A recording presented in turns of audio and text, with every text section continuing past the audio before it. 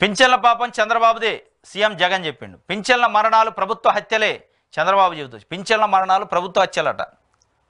పింఛన్లలో మరణాలు జరగడానికి చంద్రబాబు నాయుడు కారణం కాబట్టి పింఛన్ల మరణాలకి చంద్రబాబే కారణం. పింఛన్ల మరణాలు అనేది ప్రతిపక్ష హత్యలు, ప్రభుత్వ హత్యలు కాదనేది ఇలా ప్రజలు మాట్లాడకుండా ప్రతిపక్ష హత్యలు, దట్టు తెలుగుదేశం పార్టీ హత్యలు. అయ్యి తెలుగుదేశం పార్టీ స్పష్టంగా వాళ్ళు హత్య చేస్తున్నట్టు ఇవాళ పరోక్షంగా.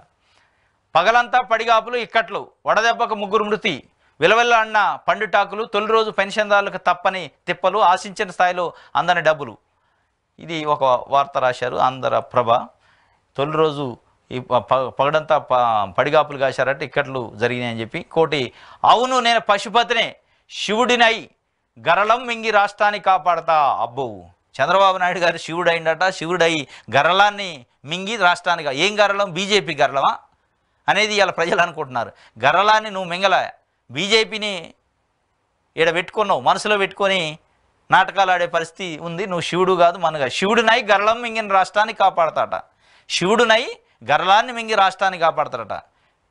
నిన్ను నువ్వు కాపాడుకొని నీ కేసుల నుంచి కాపాడుకోవడానికే నువ్వు ఇక గరళం, బీజేపీ అనే గరళాన్ని మింగిను. మరి అది కాపాడిద్దా మింగిద్దా నిన్ను అనేది భవిష్యత్తు తెలిసింది ఇంకో 2 నెలల్లో.